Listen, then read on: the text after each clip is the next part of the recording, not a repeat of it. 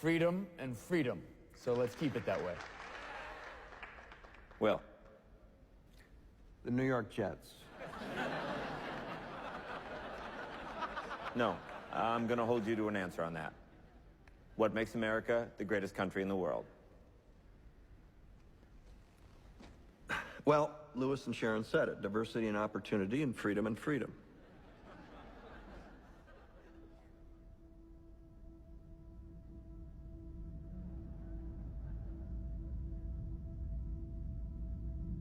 I'm not letting you go back to the airport without answering the question.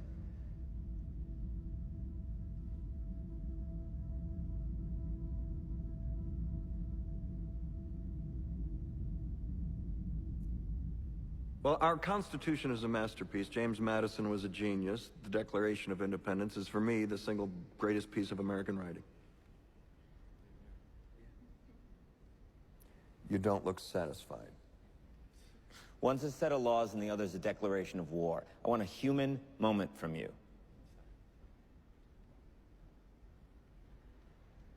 What about the people? Why is America Not the greatest country in the world, Professor. That's my answer. You're saying... Yes. Let's talk about... Fine. Sharon, the NEA is a loser. Yeah, it accounts for a penny out of our paycheck, but he gets to hit you with it anytime he wants. It doesn't cost money. It costs votes. It costs airtime and column inches. You know why people don't like liberals? Because they lose. If liberals are so fucking smart, how come they lose so goddamn always? Hey. And with a straight face, you're going to tell students that America is so star-spangled awesome that we're the only ones in the world who have freedom? Canada has freedom. Japan has freedom.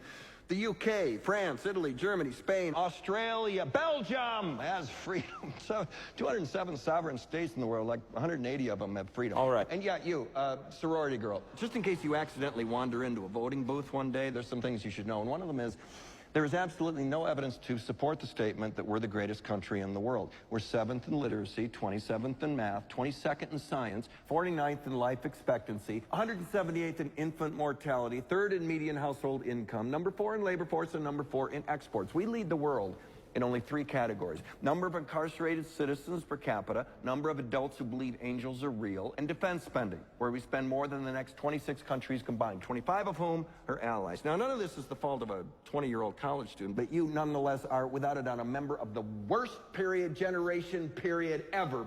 So when you ask what makes us the greatest country in the world, I don't know what the fuck you're talking about. Yosemite?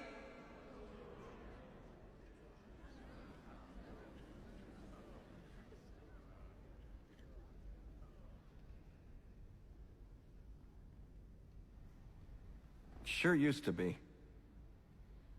We stood up for what was right. We fought for moral reasons. We passed laws, struck down laws for moral reasons. We waged wars on poverty, not poor people. We sacrificed. We cared about our neighbors. We put our money where our mouths were, and we never beat our chest. We built great big things, made ungodly technological advances, explored the universe, cured diseases, and we cultivated the world's greatest artists and the world's greatest economy. We reached for the stars, acted like men. We aspired to intelligence. We didn't belittle it. It didn't make us feel inferior.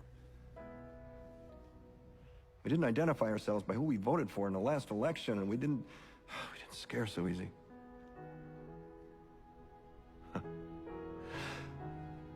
We were able to be all these things and do all these things because we were informed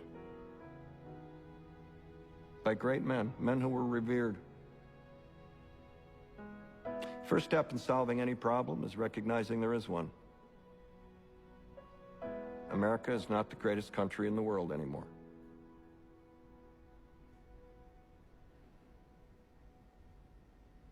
Enough?